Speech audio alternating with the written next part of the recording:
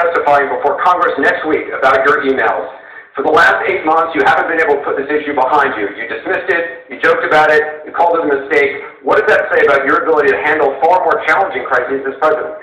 Well, I've taken responsibility for it. I did say it was a mistake. What I did was allowed by the State Department, but it wasn't the best choice. And I have been as transparent as I know to be, turning over 55,000 pages of my emails, asking that they be made public. And you're right, I am going to be testifying. I've been asking to testify for some time and to do it in public, which was not originally agreed to. But let's just take a minute here and point out that this committee is basically an arm of the Republican National Committee. It is a partisan vehicle, as admitted by the House Republican Majority Leader, Mr. McCarthy, to drive down my poll numbers. Big surprise. And that's what they have attempted to do. I am still standing. I am happy to be part of this debate, and I intend to keep talking about the issues that matter to the American people. You know, I believe strongly that we need to be talking about what people talk to me about. Like, how are we going to make college affordable? How are we going to pay down student debt? How are we going to get health care for everybody? With all due respect, it's a little hard. I mean, isn't it a little bit hard for you to call this just a partisan issue? There's an FBI investigation, and President Obama himself just 2 days ago said this is a legitimate issue. Well, I never said it wasn't legitimate. I said that I have answered all the questions, and I will certainly be doing so again before this committee, but I think it would be really unfair not to look at the entire picture.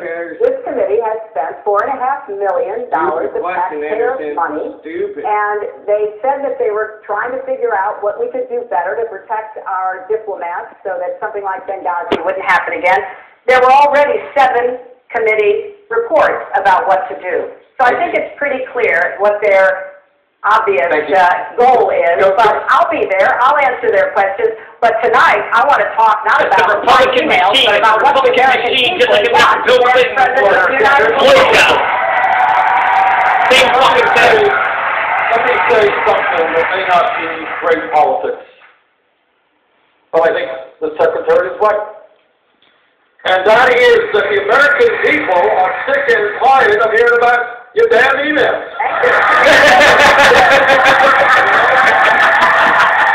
So middle class Anderson, and let me say something about the media as well. I go around the country, talk to a whole lot of people. Middle class of this country is collapsing.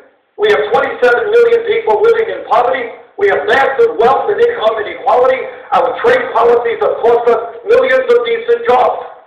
The American people want to know whether we're going to have a democracy or an oligarchy as a result of Citizens United. Enough of the emails. Let's talk about the real issue facing America.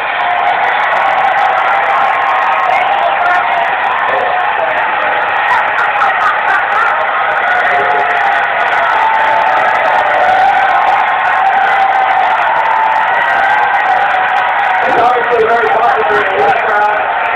Thank you. Hold on. I know that plays well in this room, but I got to be honest, Governor Casey, for the record, on the campaign trail, you said a different thing. You said this is a huge issue. Standing here in front of Secretary Clinton, are you willing to say that to her face? Absolutely. We have to repair American credibility after we told the world that Saddam Hussein had weapons of mass destruction, which he didn't. So there's an issue of American credibility out there. So anytime someone's running to be our leader and a world leader, which the American president is, credibility is an issue out there with the world, and we have repair work to be done. I think we need someone that has the best in ethical standards. Secretary Clinton, do you want to respond? Shut up!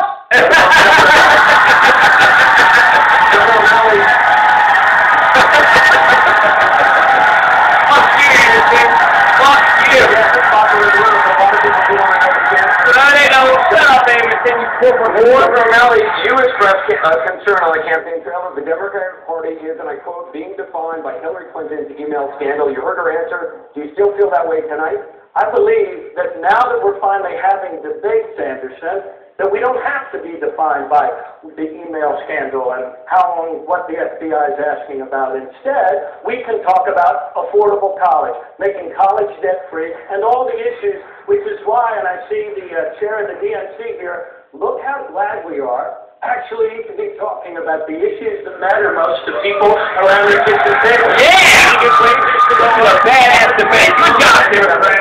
America 100% clean electric. There's a fucking Republican clown show. In America, for that, I want to start off with Don Lemon. Don? All right, Anderson, thank you very much. Not sure how to follow the that. black guy. This question is about something that has tripped some of the candidates up out on the campaign trail. Can you hear me? Can't hear me in the room. Here we go again. Here we go again.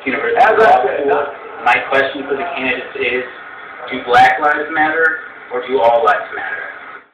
Woo! From Arthur, Des Moines. There we go. Do Black Lives Matter or do all lives matter? Let's put that question to Senator Sanders. Black Lives Matter. And the reason those words matter is the African American community knows that on any given day, some innocent person like Sandra Bland can get into a car, and then 3 days later she could end up dead in jail. Or their kids are going to get shot. We need to combat institutional racism from top to bottom, and we need major reforms in a broken criminal justice system. We have more people in jail than China. And I intend to tackle that issue to make sure that our people have education and jobs rather than jail cells. Governor O'Malley, the question from Arthur was, do Black Lives Matter, do all lives matter? And Anderson, the point that the Black Lives Matter movement is making is a very, very legitimate and serious point.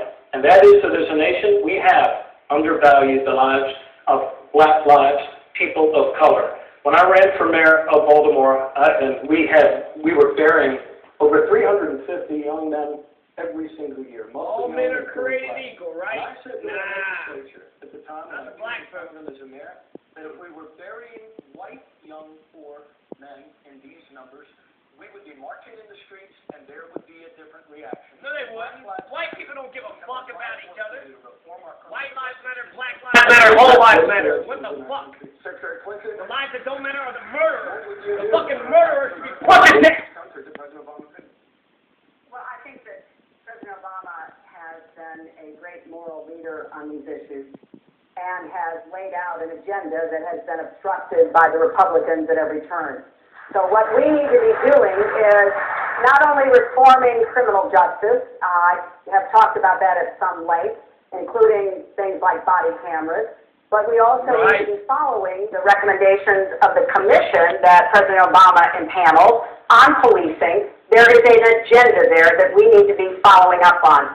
Similarly, we need to tackle mass incarceration, and this may be the only bipartisan issue in the Congress this year. We actually have people on both sides of the aisle who have reached the same conclusion, that we cannot keep imprisoning more people than anybody else in the world.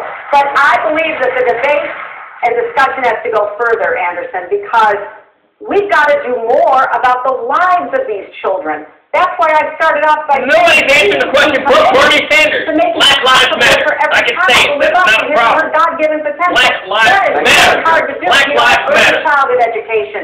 If you don't have schools that are able to meet the needs of the people or good housing, there's a long list. We need a new deal for communities of color. Senator Webb, I hope I get that kind of time here. Look, as the President of the United States, every life in this country matters.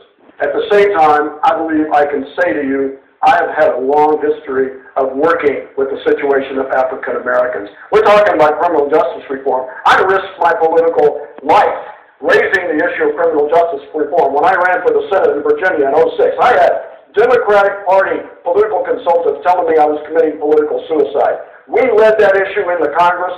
We started a national debate on it, and it wasn't until then that the Republican Party started joining in. I also represented a so-called war criminal, African-American Marine, who was convicted of murder in Vietnam for 6 years. He took his life 3 years presented this, I cleared his name after 3 years, and I put the African American soldier on the mall. I made that recommendation and fought for it. So if you want someone who can stand up in front of you right now and say, I have done the hard job, I have taken the risks, I am your person. Senator Sanders, let's talk about income inequality. Wages and incomes are flat. You've argued that the gap between rich and poor is wider than at any time since the 1920s. We've had a Democratic president for 7 years. What are you going to be able to do that President Obama didn't? Well, first of all, let's remember where we were when Bush left office. We were losing 800,000 jobs a month. And I know my Republican friends seem to have some amnesia on this issue, but the world's financial crisis was on the verge, the world's financial market system was on the verge of collapse. That's where we were. Are we better off today than we were then? Absolutely. But the truth is that for the last 40 years, the great middle class of this country has been disappearing. And in my view, what we need to do is create millions of jobs by rebuilding our crumbling infrastructure, raise the minimum wage to $15 an hour, pay equity for women workers, end our disastrous trade policies, which have cost us millions of jobs, and make every public college and university in this country tuition free. Secretary Clinton, I'll let you jump in a moment. Everybody will get in on this in a moment. Secretary Clinton, how would you address this issue? In all candor, you and your husband are part of the 1%. How can you credibly represent the views of the middle class? Well, you know, both Phil and I have been very blessed. Neither of us came from wealthy families, and we've worked really hard our entire lives. And I want to make sure every single person in this country has the same opportunities that he and I have had to make the most of their God-given potential and to have the chances that they should have in America for a good education, good job training, and then good jobs. I have a 5-point economic plan because this inequality challenge we face, we have faced it at other points. It's absolutely right. It hasn't been this bad since the 1920s. But if you look at the Republicans versus the Democrats when it comes to economic policy, there is no comparison. The economy does better when you have a Democrat in the White House, and that's why we need to have a Democrat in the White House in January 2017. Governor O'Malley wants to go. Anderson, I want to associate myself with many of the items that the senator from Vermont mentioned, and I actually did them in our state. We raised the minimum wage, passed the living wage, invested more in infrastructure, went 4 years in a row without a penny's increase for college tuition. But there's another piece that Senator Sanders left out tonight, but he's been excellent about underscoring that. And that is that we need to separate the casino, speculative, mega bank gambling, what we have to ensure with our money from the commercial banking, namely reinstating Glass-Steagall. Secretary Clinton mentioned my support 8 years ago, and Secretary, I was proud to support you 8 years ago, but something happened in between, and that is, Anderson, a Wall Street crash that wiped out millions of jobs and millions in savings for families, and we are still just as vulnerable, Paul Volcker says today. We need to reinstate Glass-Steagall, and that's a huge difference on this stage among us as candidates. I think just for viewers at home who may not be reading up on this, Glass-Steagall's Depression-era banking laws repealed in 1999 and prevented commercial banks from engaging in investment banking and insurance activities. Secretary Clinton, I mean, he raises a fundamental difference on this stage. Senator Sanders wants to break up the big Wall Street banks. You don't. You say charge the banks more, continue to monitor them. Why is your plan better? Well, my plan is more comprehensive, and frankly, it's tougher because, of course, we have to deal with the problem that the banks are still too big to fail. We can never let the American taxpayer and middle-class families ever have to bail out the kind of speculative behavior that we saw. But we also have to worry about some of the other players. AIG, a big insurance company, Lehman Brothers, an investment bank. There's this whole area called shadow banking. That's where the experts tell me the next potential problem could come from. So I'm with both Senator Sanders and Governor O'Malley in putting a lot of attention onto the banks. And the plan that I have put forward would actually empower regulators to break up big banks if we thought they posed a risk. But I want to make sure we're going to cover everybody, not what caused the problem last time, but what could cause it next time. Secretary Clinton just said that her policy is tougher than yours. well, that's not true. Let us be clear that the greed and recklessness and illegal behavior of Wall Street, where fraud is a business this model helped to destroy this economy and the lives of millions of people. Check the record. In the 1990s, and all due respect, in the 1990s, when I had the Republican leadership and Wall Street spending billions of dollars in lobbying, when the Clinton administration, when Alan Greenspan said, what a great idea it would be to allow these huge banks to merge, Bernie Sanders fought them and helped lead the opposition to deregulation. Today, it is my view that we have the three largest banks in America are much bigger than they were when we bailed them out for being too big to fail. We have got to break them up. Secretary Clinton, you have to be able to respond to what you are. You know, I respect the passion and intensity. I represented Wall Street as a senator from New York, and I went to Wall Street in December of 2007, before the big crash that we had, and I basically said, cut it out. Quit foreclosing on homes. Quit engaging in these kinds of speculative behaviors. I took on the Bush administration for the same thing. So I have thought deeply and long about what we're going to do exactly what I think both the senator and the governor want, which is to rein in and stop this risk. And my plan would have the potential of actually sending the executives to jail. Nobody went to jail after $100 billion in fines were paid, and would give regulators the authority to go after the big banks. But I'm telling you, I will say it tonight, if only you look at the big banks, you may be missing the forest for the trees. We got to look at all the other financial institutions. My view is, Bernie, say you do not, I will take a second. Thank you. I'll tell you.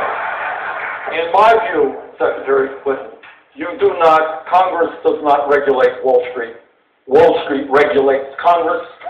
And we've got to break off these banks, going to them and say, please do the right thing. No, that's not what, I think Dodd-Frank was a very good start, and I think that we have to implement it, we have to prevent the Republicans from ripping it apart, we have to save the Consumer Financial Protection Board, which is finally beginning to act to protect consumers.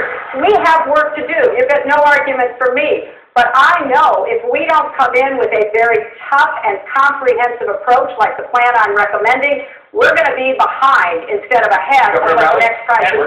Anderson, look, this is the big banks. I mean, once we repealed Glass-Steagall back in the late 1999s, the big banks, the six of them, went from controlling with the equivalent of 15% of our GDP to now 65% of our GDP.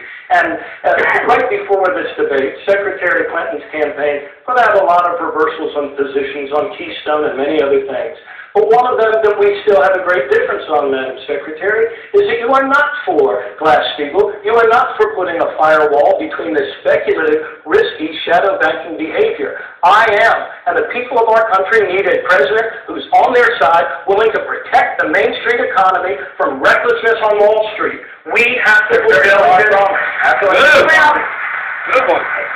You know, everybody on the stage has changed a position or two. We've been around a cumulative quite some period of time. You know, we know that if you are learning, you're going to change your position. I never took a position on Keystone until I took a position on Keystone. But I have been on the forefront of dealing with climate change, starting in 2009 when President Obama and I crashed a meeting with the Chinese and got them to sign up to the first international agreement to combat climate change that they never joined. So I'm not taking a backseat to anybody on my values, my principles, and the results that I get. Senator Sanders,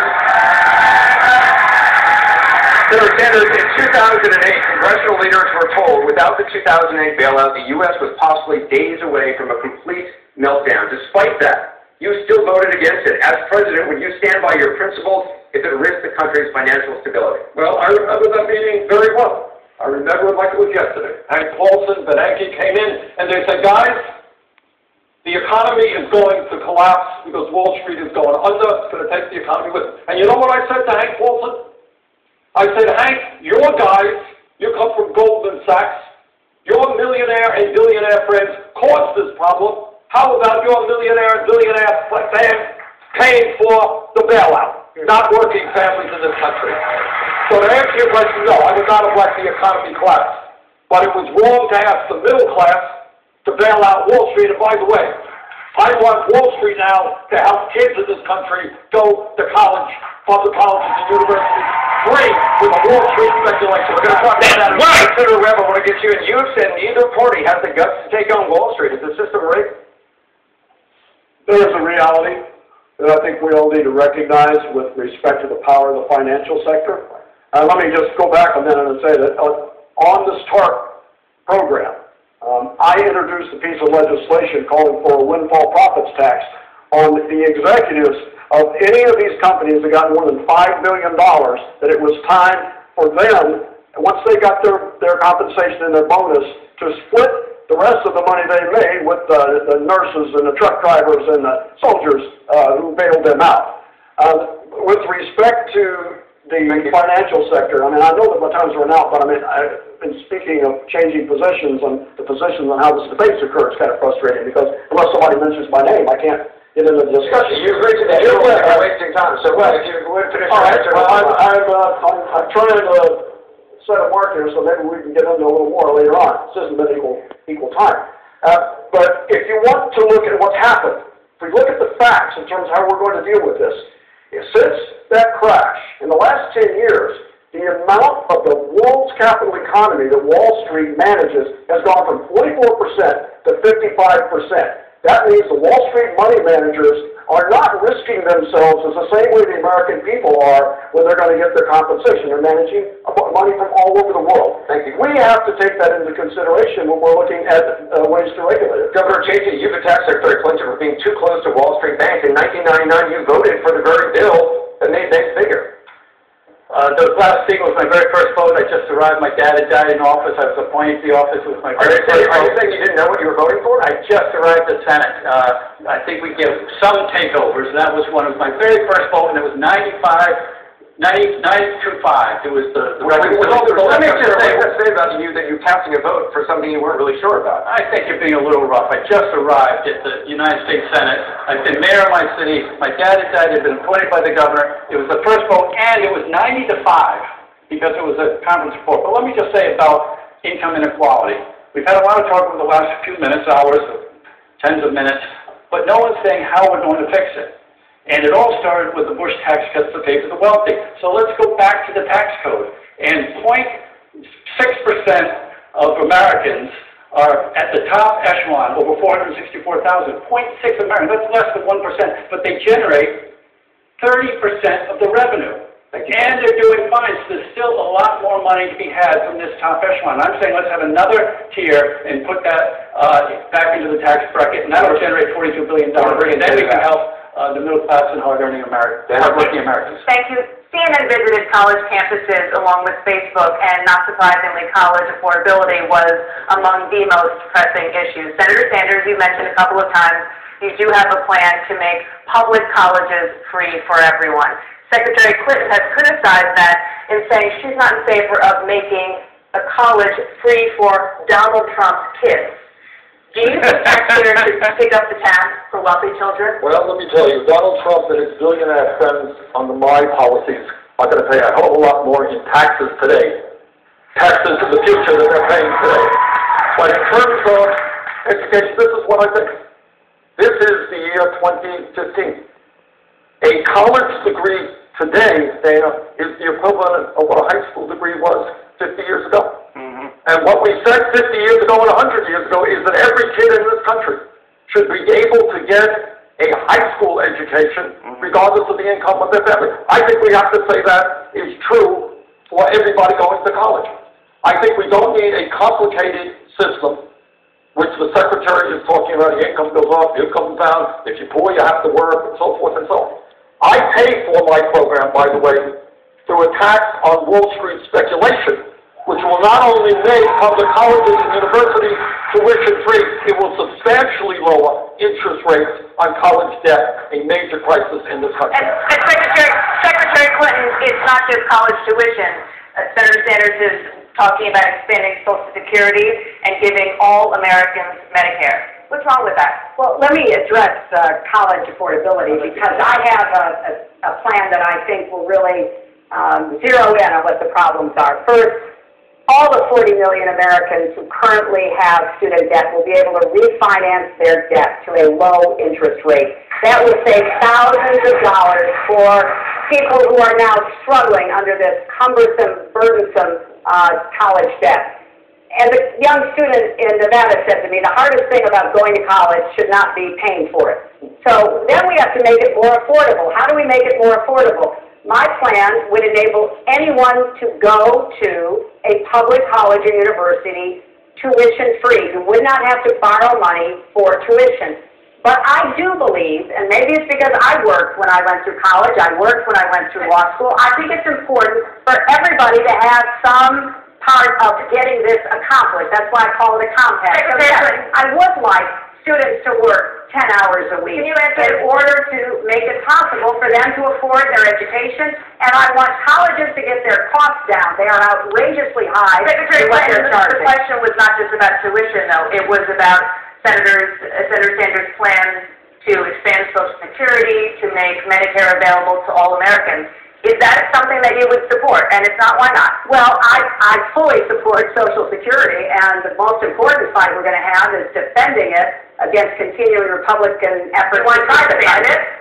I want to enhance the benefits for the poorest recipients of Social Security. We have a lot of women on Social Security, particularly widowed and single women who didn't make a lot of money during their careers, and they are impoverished, and they need more help in the Social Security system. And I will focus on helping those people who need it the most. And of course, I'm going to defend Social Security. I'm going to look for ways to try to make sure it's solvent into the future. And we also need to talk about health care at some time. We agree on the goals, we just disagree on the means. In the Congress, and some Democrats, were talking about cutting Social Security and benefits for disabled veterans through the so-called Change CPI. I founded a caucus called the Defending Social Security Caucus.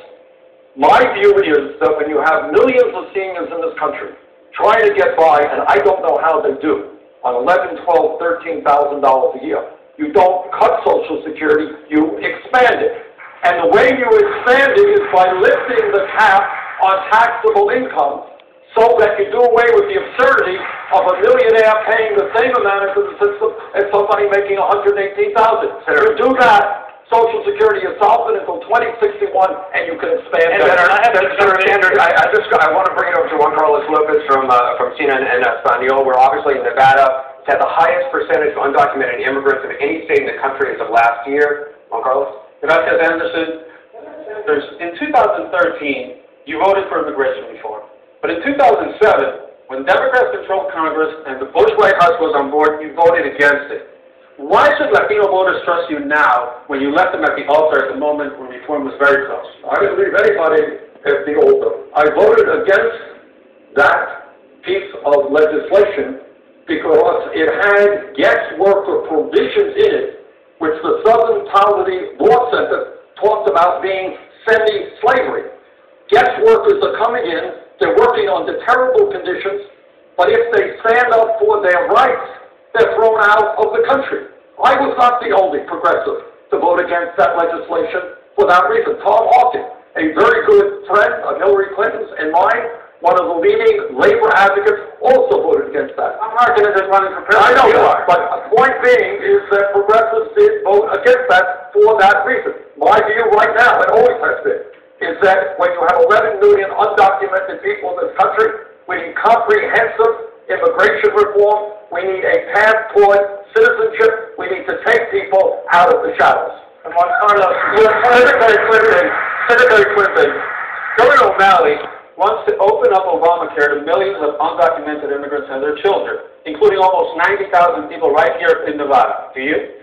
Well, first of all, I want to make sure every child gets health care. That's why I helped to create the Children's Health Insurance Program, and I want to support states that are expanding health care, including undocumented children and others.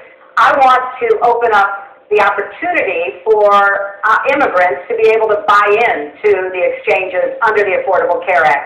I think to go beyond that, as I understand what Governor O'Malley has recommended, so that they would get the same subsidies, I think that raises so many issues It would be very difficult to administer. It needs to be part of comprehensive immigration reform when we finally do get to it. Governor O'Malley, Juan Carlos, I think what you've heard up here is some of the old thinking on immigration reform, and it's why it's gridlocked. We need to understand that our country is made stronger in every generation by the arrival of new American immigrants. That is why I have put out a policy for comprehensive immigration reform.